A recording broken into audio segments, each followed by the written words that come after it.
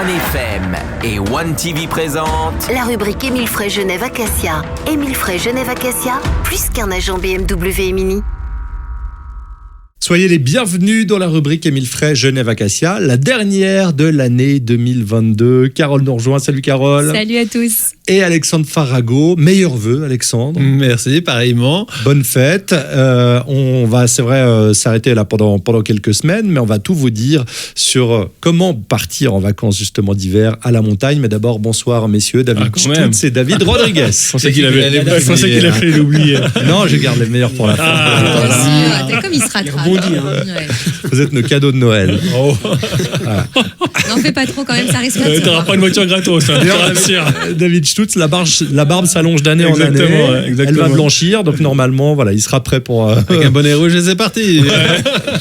Alors c'est vrai que c'est les vacances qui s'approchent et que certains d'entre vous vont peut-être monter à la montagne. Ce sont bientôt les vacances, donc forcément, le moment est venu de prendre la voiture, d'aller en montagne, pourquoi pas en Valais. Bref, faisons un petit check-up quand même avant ça. Alors, absolument un petit check-up avant de partir. Alors tout d'abord, l'équipement, bien sûr, si vous allez mettre des barres de toit, alors on recommande à tout et à chacun de mettre des barres de toit qui sont respectivement pour votre véhicule. On va rappeler que bien souvent, des barres de toit ne peuvent pas s'adapter d'un modèle à l'autre, ne pas oublier ça, parce que c'est un élément, ben oui, on rigole, mais chaque année... On aime recycler, mais c'est pas partout. Hein, on va rappeler quand même que chaque année, le personnel autoroutier récupère beaucoup de paires de skis qui s'arrachent en roulant, et n'oubliez pas, les pointes se mettent à l'arrière et pas à l'avant, tout simplement pour une question d'aérodynamisme. C'est pas sur la piste de ski, c'est vraiment en arrière.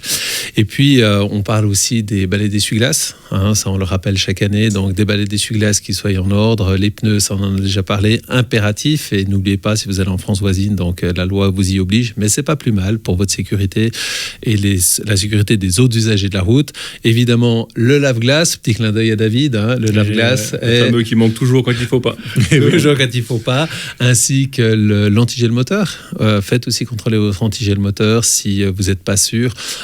N'oubliez pas, en principe, c'est du moins 20. On va rappeler également que l'antigel moteur, ça a un pouvoir de transmission de chaleur beaucoup plus importante que l'eau, et c'est aussi pour ça qu'elle est aussi utile en été qu'en hiver. Et en plus, en hiver, ça va éviter le gel et d'avoir des monstrueux dégâts moteurs. On va rappeler qu'un moteur qui gèle est fichu en principe. Les chaînes, faut les avoir dans le coffre ou pas? Alors, toujours recommandé évidemment d'avoir des chaînes. Pour une 4 roues motrices, de préférence 4 chaînes, mais sinon on le met sur soit à l'arrière dans la montée, mais n'oubliez pas, en descente, moi je recommande personnellement de les mettre à l'avant, tout simplement parce que vous avez ce qu'on appelle un répartiteur de freinage qui va d'abord freiner l'essieu avant et ensuite l'essieu arrière, et si vous avez l'essieu avant qui glisse, ça va pas freiner par l'arrière. C'est vrai qu'on n'y avait pas pensé parce qu'il y a de plus en plus de véhicules, voilà, des SUV qui sont 4x4. Maintenant, avant, il y a ceux qui se trompaient déjà entre la traction, la propulsion. Maintenant, avec la 4x4, on peut plus vraiment se tromper finalement. Ça ira de toute façon si on les met à l'avant ou à l'arrière. Alors, on va dire que, personnellement, ayant fait le test, en descente, c'est mieux de les avoir à l'avant pour une question de freinage et de direction du véhicule. Merci de préciser. Ou de mettre à l'arrière.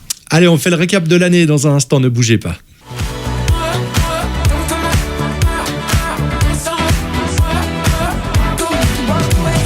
De retour une dernière fois en 2022 dans la rubrique Émile Frey Genève Acacia. Il est l'heure de faire un peu le récap. C'est vrai qu'on a beaucoup parlé, par exemple, et encore plus cette année, de véhicules électriques. On vous a donné des conseils, on a présenté les nouveaux modèles. Bref, c'est une émission intéressante pour tous les automobilistes. Et on peut demander à Alexandre Farago si c'était une bonne année 2022, tout de même. Alors, on va dire que c'était une bonne année 2022. On est toujours là, donc c'est bon. On est toujours là, malgré qu'on va dire qu'elle a commencé avec quelques difficultés, des difficultés d'approvisionnement. On a eu la chance d'avoir nos constructeurs qui ont très très bien géré finalement cette crise. Ils ont su résoudre beaucoup de problèmes d'approvisionnement. Donc on a été devant une année particulière, on va dire, avec beaucoup de défis. On a eu également de l'insécurité par rapport à toute la géopolitique qui s'est passée. Mais finalement, on a fait un excellent deuxième semestre qui a un petit peu rattrapé finalement le manque du premier semestre. Et puis je tiens particulièrement à remercier tous nos fidèles clients de toutes nos marques de nous avoir fait confiance pendant cette année, et puis aux auditeurs également de nous avoir écoutés, parce que c'était très sympa.